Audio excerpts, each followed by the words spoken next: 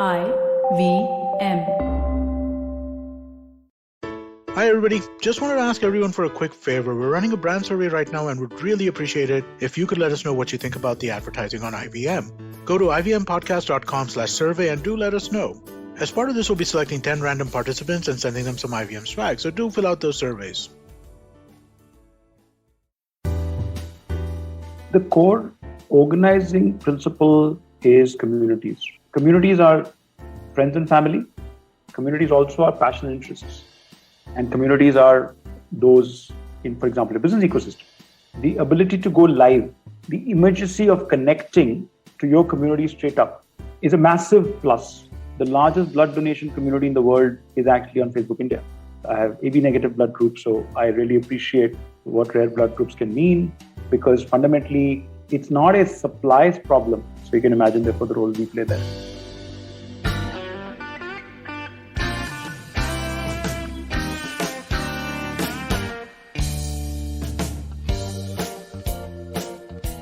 Hello and welcome to the Filter Coffee Podcast. We recorded this episode in September 2021, and as we did so, around 400 million people were active on Facebook and WhatsApp every month from India. And about 180 million people were active on Instagram, which, by the way, makes it the largest country on the platform. A good 10 million people more than the number of users in the USA. Facebook is no longer just a social media platform. It is an ecosystem where the internet journey of more than half the eligible population of India probably starts and ends in. And in the last year and a half of living with the pandemic, our willingness and ease of doing some of the things on digital has gone to a place where we can even no longer go back to how things were in 2019 if we wanted to. Like payments or shopping or even entertainment for that matter. And Facebook is increasingly playing a very big role in this transformation and in each of these areas.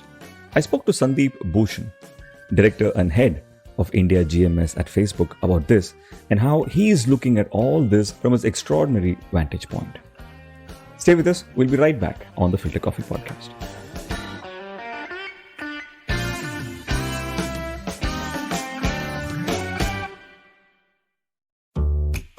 $100. That's all it takes to begin your journey with Bitcoin and Ethereum. No, really. With CoinSwitch, you can start investing in over 100 cryptocurrencies with just 100 rupees. On top of that, there are zero charges for deposits and withdrawals, so you can trade, buy, sell, however and whenever you want. All of this, plus their extremely intuitive interface, makes CoinSwitch the perfect app for beginners in the crypto space. But don't take my word for it. Just download CoinSwitch for free and try it out for yourself. If you'd like more information on cryptocurrencies, tune into a show about crypto with me, Rohan Joshi, my new adventure on IVM Podcasts. CoinSwitch, kuch to badlega.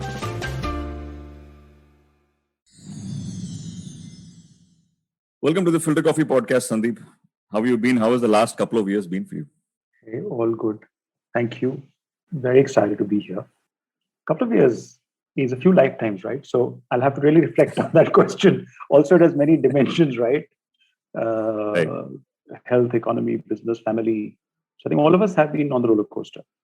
And I think one, grateful to be here. Many in our community have suffered. In our families have suffered. So I think gratitude is the first thing. One is also grateful for all the work many folks in our societies have put in to get us till here.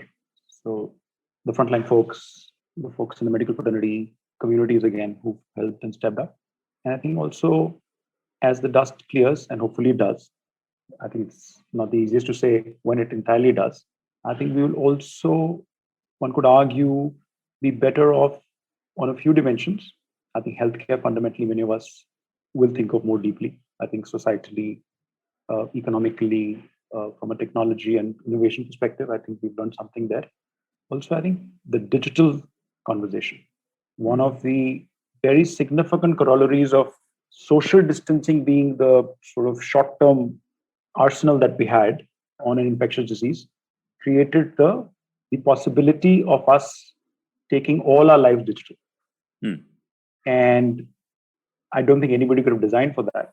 But I think it was incredible that the momentum that the digital economy, the digital infrastructure had been building was there. So we moved Not only did all the infrastructure pretty much stay up, we learned new use cases. And I think now when we look back, we know there are so many things we can do better. What's a hybrid conversation, right? We will do the offline experience, we'll do the online experience, but we are doing them by choice, not because we are still in the offline age. To illustrate, remote working, work from home, this interview, one of us would have been flying. So we did save some fuel for this country and some greenhouse emissions. And yet, hopefully, the audiences will be able to get some sense of the discussion and the topics you care for. Yeah, amazing. No, I love how you sort of defined these last 2 years. And, I was just thinking out loud. I spent the last 10, 15 days, like mostly on the road, but I've been observing, life around me, over this year and a half. And I feel like we are in a digital continuum, right? Sometimes it's a Zoom call, sometimes it's an online payment, sometimes it's news that we're largely listening and reading to online, and many different things. We are never really off digital. I've noticed during a day, like some part of it is largely connected. You have an extraordinary vantage point, from the sense that whether it is the audience that you cater to as Facebook, or the small and medium businesses or large brands, right?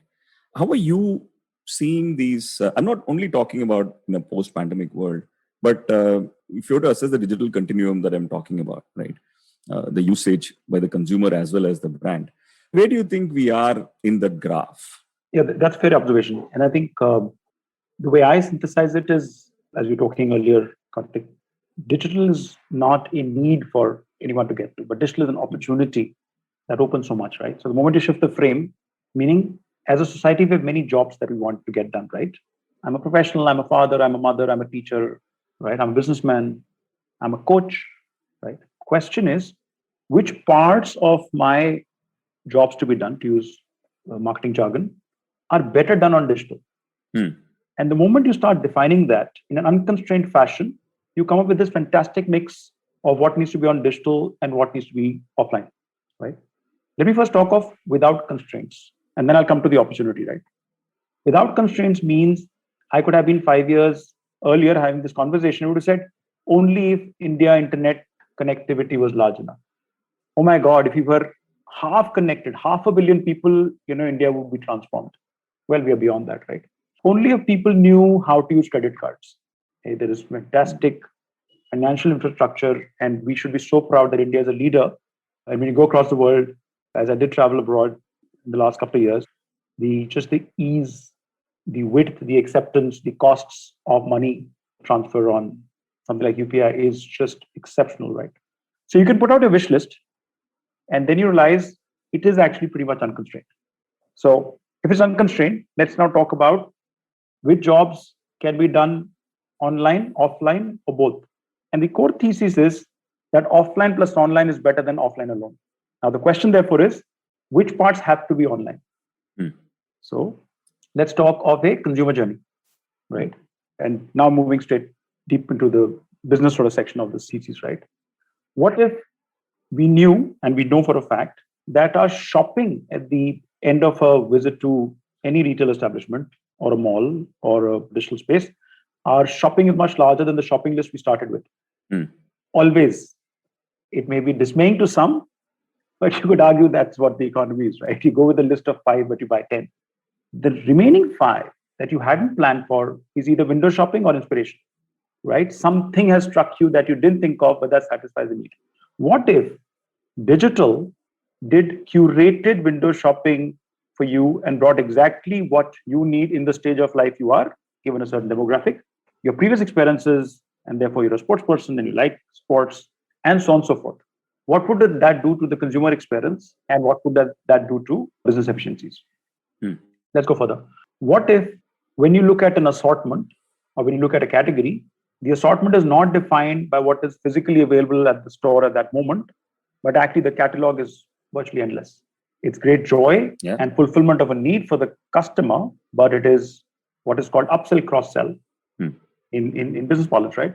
And you go, what if for every consumer interaction, I had a few people standing by so that the purchase journey was not stopped for doubt? And if you go to message, therefore, while in the middle of an experience, you go to messaging, and whether it's a WhatsApp, whether it's a Messenger, whether it's bot-based or with some light touch, one is able to say, oh, yeah, we do have return on this one. Or this actually is red with Pantone number X. You can double validate, right? Oh, yes, we do have after sales, and so on and so forth. So you can straight away see that the digital layering on top of a business actually takes away many, many jobs, some entirely, right?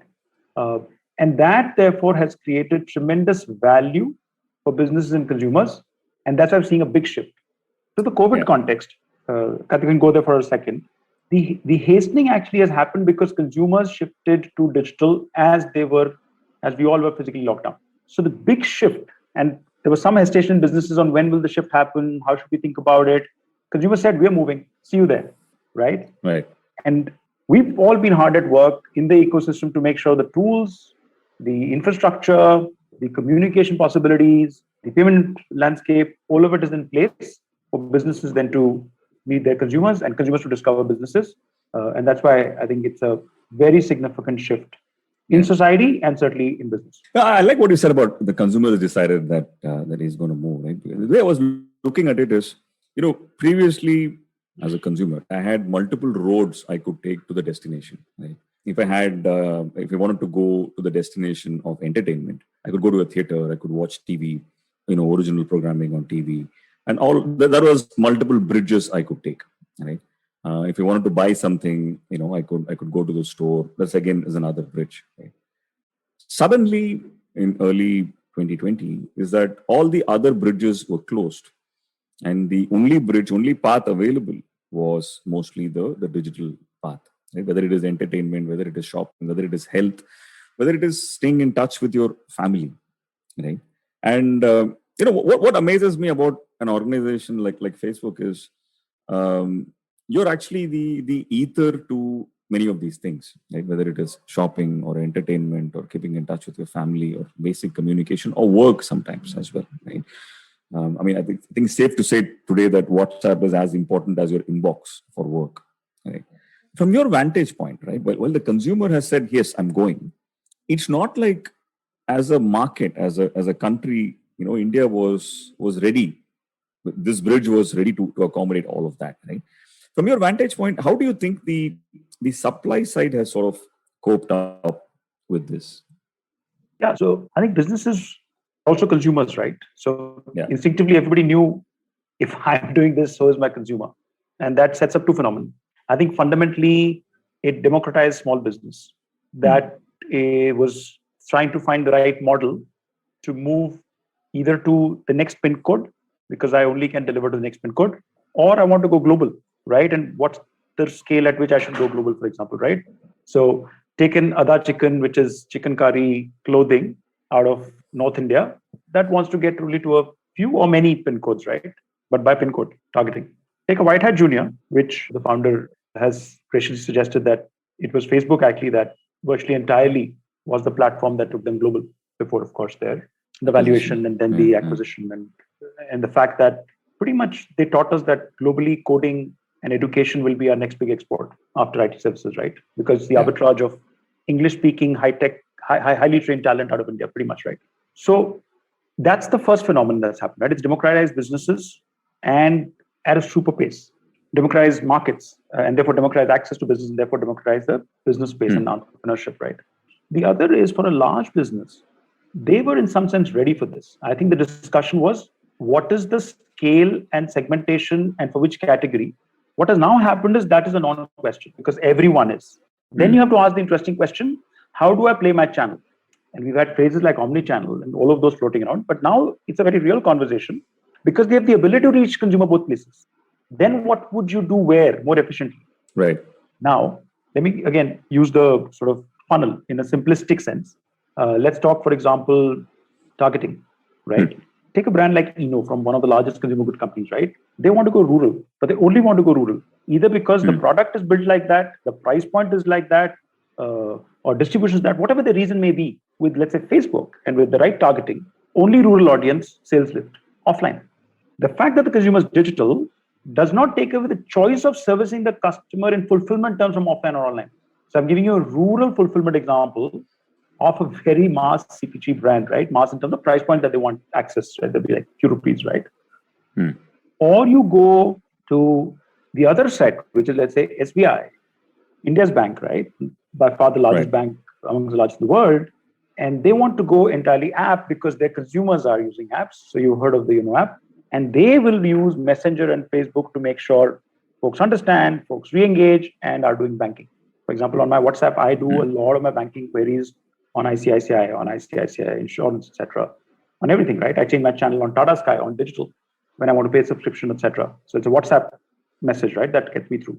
So at every stage of the funnel, because consumers are now existing in both online and offline spaces, it's for the business to decide what is more efficient and what is more inspirational, joyful, friction-free, and then the platforms come. So that's the piece. Fundamentally, therefore, democratization for small businesses and clear value addition at every stage of the funnel. And we could talk of more examples. I gave you a couple for large businesses. So they have moved in fully as well. Right. Sandeep, as we speak about digital and brands moving to digital, I'm also, very clearly aware that internet is not a privilege everybody in this country has. Right? And it's a fantastic privilege, isn't it? It's a path to freedom in many different things. And also aware that a lot of us are, in our bubble. Right? We think the rest of the world is sort of very similar to the space we live in. But again, from your vantage point, how has this evolution that we're talking about happened in the tier 3 cities in this country, right? Do you see a lot of this uptake? The Eno example was fascinating, right? A brand like that trying to go rural, offline, but still embracing digital to sort of get there, or SBI for that matter. What is changing in the parts of the country that many of the people listening to this podcast might not have access to? How fast is that changing? Yeah. So our privilege is that we're part of the fabric of the country in so many ways, right? And therefore, our journey and our destination is deep into India. And if you notice, something like WhatsApp as a communication device is built on the principle of absolute simplicity, right? And we know the depth and width it goes to. So first part is, how do we continue to build for as far as the infrastructure can take us, right? At WhatsApp, for example, we have an SMB app. So if you have a small business and you want to do basic CRM, you want to manage leads, there's a WhatsApp for Business app today. In India, 15 million businesses are on the app, right? So building for the next and the next and the next till the internet potential is fully realized is certainly part of a mandate. When we look for the uninitiated, sorry to interrupt your flow, for the uninitiated, could you talk a little bit about what an SMB can actually do on WhatsApp today? Yeah. So what a small enterprise can do. Yeah. So I think if you just look at Facebook at a reach of more than 400 million, you could argue that, and if you do an Pareto of consumption class, virtually all business plans can be met by access to these 430 odd million people on the platform, right? So the reach is very, very deep. It does not take away the task of going further with our apps becoming more and more relevant for the audiences, right? And I'll make one point on our apps, and then I'll come back to businesses, right? So if we look at something like Reels, right, on Instagram, the creation and consumption of language content, of Indian language music, for example, is core to that growth, right? So democratizing expression, and you could be in any town with the best video editing tools today, with a playlist that really resonates to every part of the country, in every language, for every mood, that creates expression, right? So across the family of apps, so Instagram, I gave the Reels example. Facebook, I told you the scale at 400 million plus. WhatsApp, which is pretty much supporting every communication task. So the portfolio keeps going deeper and deeper. And of course, it can go deeper only if we build relevance for consumers to be on the platform, right? So we are very connected to where the needs are, so that we can build for them. And I think the continuing growth suggests that we are in the right direction. On the business side, therefore, the starting point for a small business is an access to a 400 million plus audience. And out of your home, you're not walking out, right? But as important is a 3 billion global audience. Today, as a Right. business, when you go Facebook Live, actually you're broadcasting to the world. There is no parallel, right? Let me throw another data point. Yeah. 90% of those on Instagram follow a business, which means if you go live, likely there's a notification ping somewhere, right? And you've seen how the tray on the top shows up if you've gone live, right? Yeah. Yeah. So these are such massive possibilities that there are no parallels or precedences on therefore what business should do. So therefore, Yeah. I think the democratization at scale and the learning is at a massive scale, right?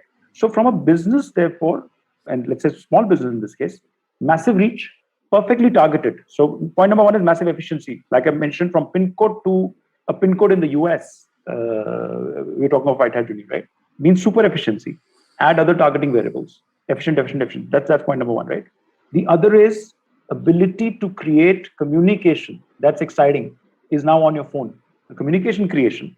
And Reels is one extreme example of very high quality possibility of engaging communication creation, whether it's a creator or a business or us, right? And third is messaging, right? How do many people should man a phone when that query starts? And we link all of this back, right? So illustratively, whether to the world or to a pin code, I put an ad out. Built for mobile, built on mobile likely. And it says, click to WhatsApp. The ad unit says that. As a consumer, I click to WhatsApp and the phone lights up wherever you are as a business. And then we have the chat, we close, and then there are, whether the closure is offline, online is up to between the business and the consumer. So it's a massive shift. And we're very privileged. And when we see the results, right? Globally, for example, 200 million businesses are on our platforms. We take that responsibility very seriously, right? We are their home. We are their presence. So when you start a business of any kind, right, you have that Instagram, Facebook presence, a WhatsApp business account likely. That's presence. And from there, all of the possibilities of accessing consumers, helping them in their journeys, closing transactions. Last year, we put out a very interesting case study of a company called Momsco. And the founders, it was lovely to see that the inspiration was actually consumer feedback that they got from our platforms. So now we are at a stage much before business. Right. Consumer insight, and then the business process, and then fulfillment, and so on and so forth. So across pretty much every aspect of the consumer journey and the business process. Right. As you speak, one thing that that just hits me. See, I'm thinking of I think it was 2010 or so. When I was in Hyderabad, when Facebook opened its office, Kritika, me, and a few others were there. I remember that day very well, right? And in the days that followed, we were talking to brands about social media and why it is important to be in social media, and that's all we spoke. I think between 2010 and 2013, 2014, right? Cut to 2021, which is actually not a large period of time. You're talking about 7-8 years, right? And today, like you said, there's not a whole lot of parallel to some of the things that a business can do on Facebook today, right? In a sense, it's obviously no more just social media. For many people in India, I think their 80-90% of their internet journeys start and probably end within the Facebook ecosystem, right? So that is the impact of this platform. And it's more about, it's almost ether, right? It's not about one app. It's almost an ecosystem, right? So my question is, and like I said, feel free to answer it whichever fashion. How is Facebook also evolving to become an organization like that and not just an organization which was running a social media network? I think the core organizing principle, as we think of it, is communities, right? And giving power to communities is really at the absolute core of what we do. Communities are friends and family. Communities also are passion and interests, right? And communities are those in, for example, a business ecosystem, right? If you build further on that, those communities have moved forward organically, but also because more and more content and tools have come in to give greater vibrancy to their community.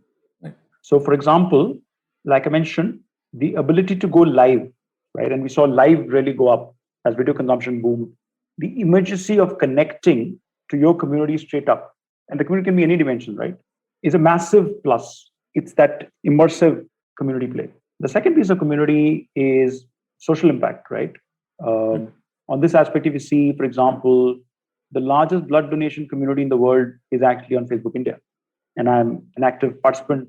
I have AB negative blood group, so I really appreciate what rare blood groups can mean, and therefore it's a massive community where we get to see who needs what, because fundamentally it's not a supplies problem. It's actually a matching of supply and demand at that moment of 4, 6, 8, 24 hours, right? So you can imagine therefore the role we play there. And the third aspect of community is the community around businesses and influencers, right? So that community thread remains constant. It is the tooling that comes in. So take influencers, for example, right? Today, an influencer is a community, a business is a community, right?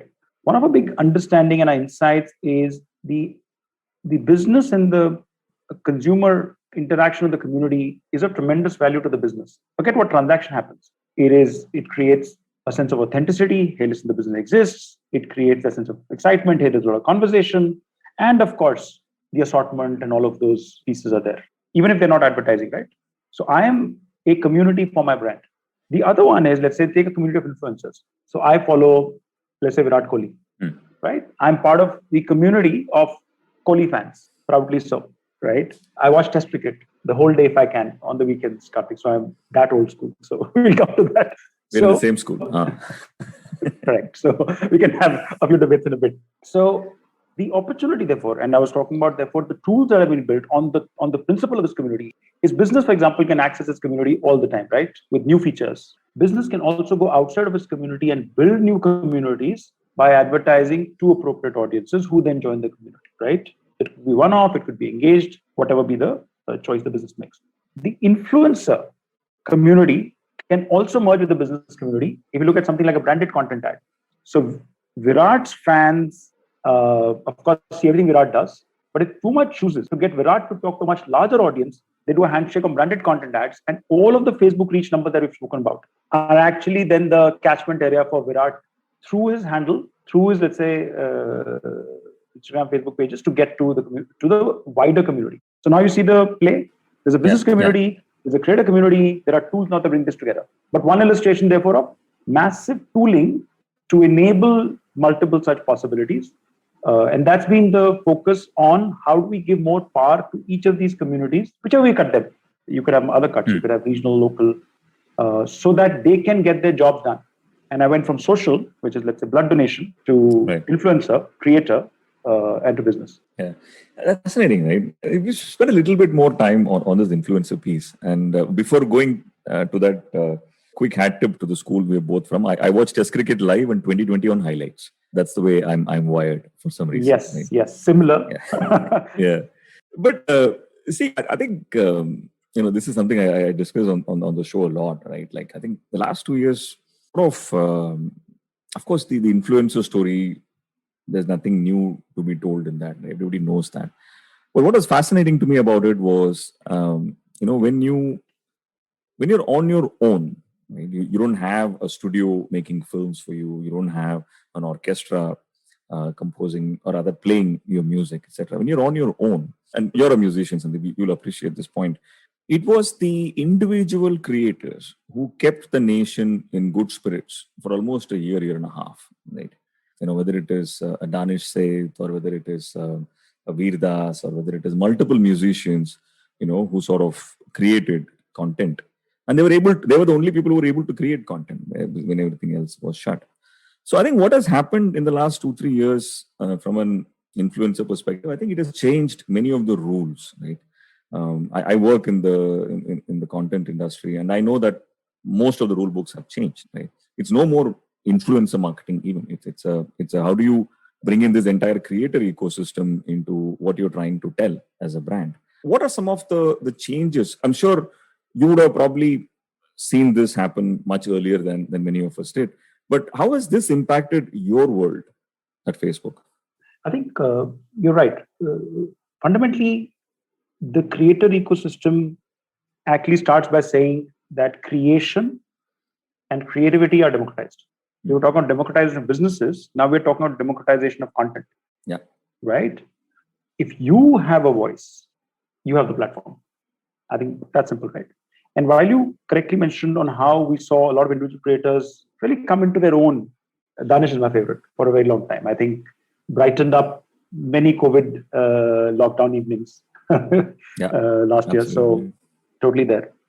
I think the other piece is that the role itself of a creator or influencer has also shifted. So today, and I'm taking a business lens right now, if you look at, therefore, how do you look at these leaders with voices?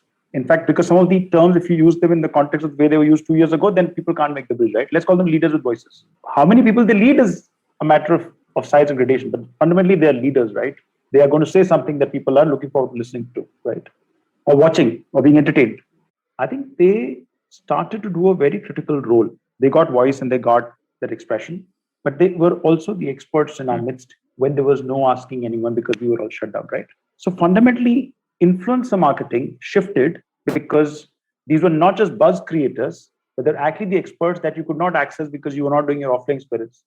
Where you ask the question, so what is this about? So not only were they getting in their salience, but also their credibility. And both are required for any brand transaction, right?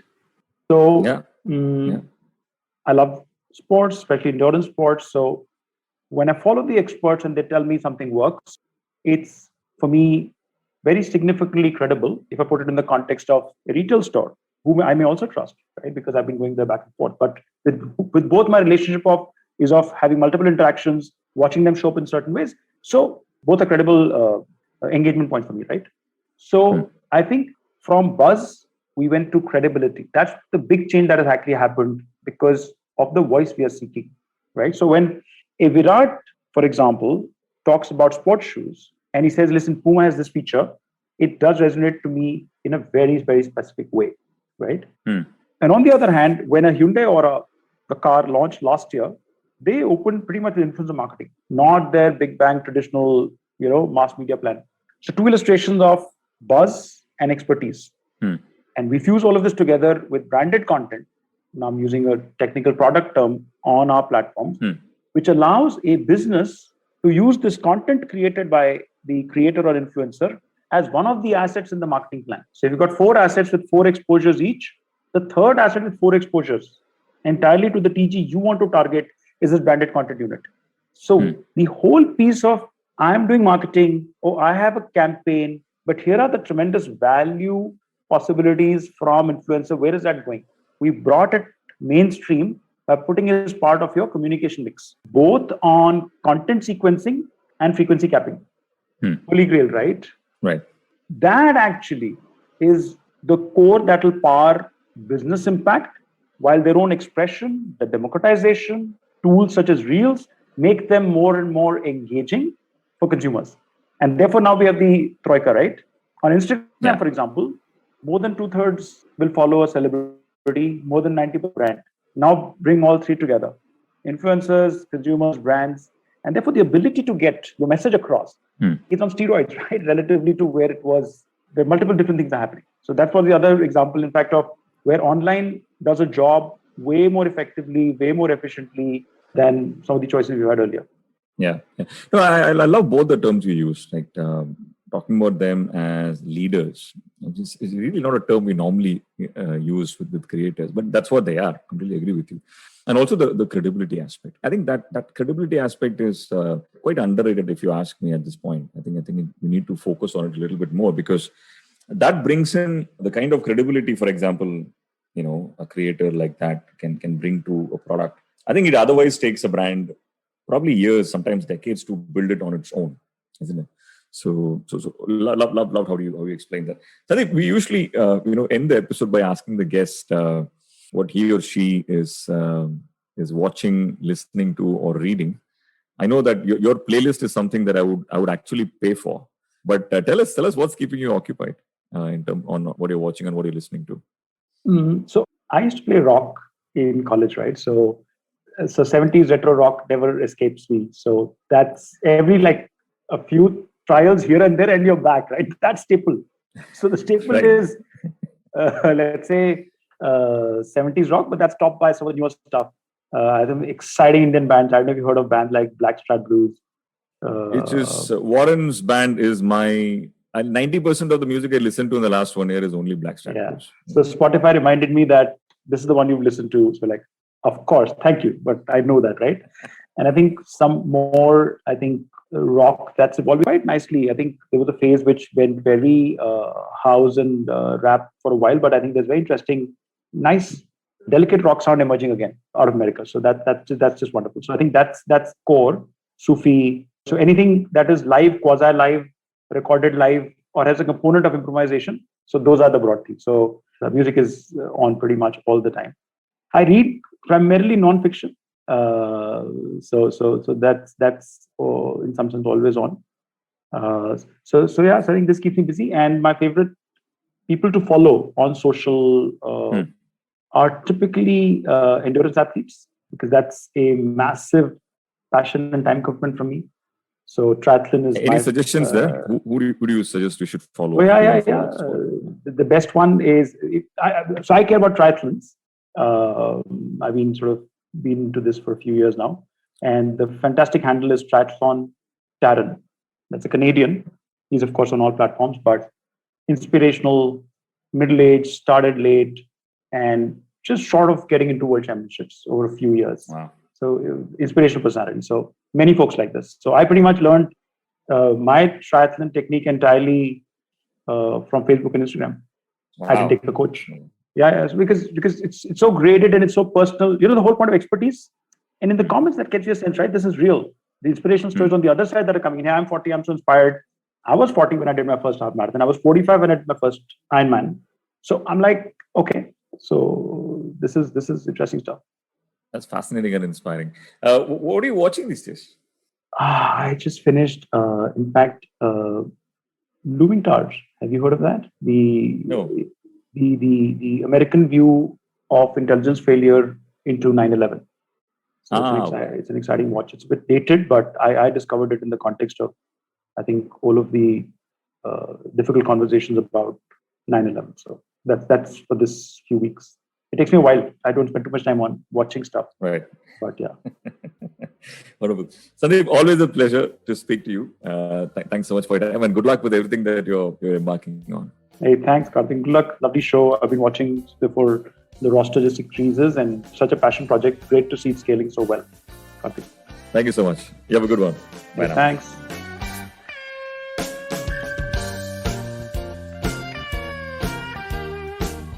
If you like this podcast, don't forget to check out other interesting podcasts on the IVM network. You can listen to us on the IVM Podcast app or ivmpodcasts.com. You can also follow us on our social media. We are at IVM Podcasts on Twitter and Instagram. And if you want to reach out to me, I am _Karthik. That's Karthik with an H on Twitter, and filter_coffee. That's coffee with a K on Instagram.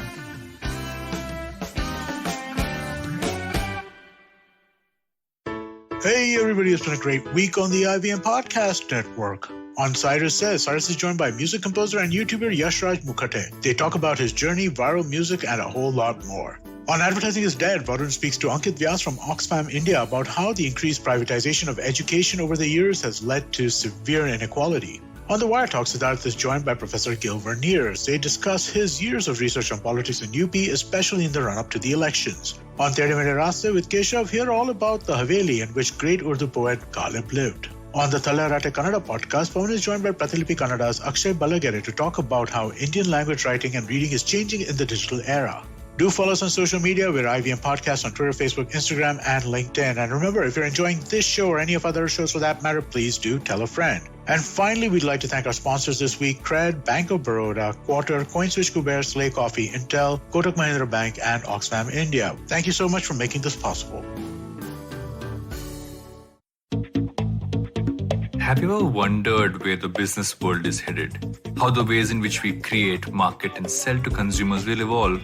Or if we'll ever go back to wearing pants while working? For answers to all of this and more, tune into Advertising is Dead with me, Varun Duggirala. Every Tuesday, as I talk to entrepreneurs, leaders, and change makers from across business, media, marketing, and beyond. You can catch all episodes of Advertising is Dead on the IVM Podcast website, app, or wherever you get your podcast from.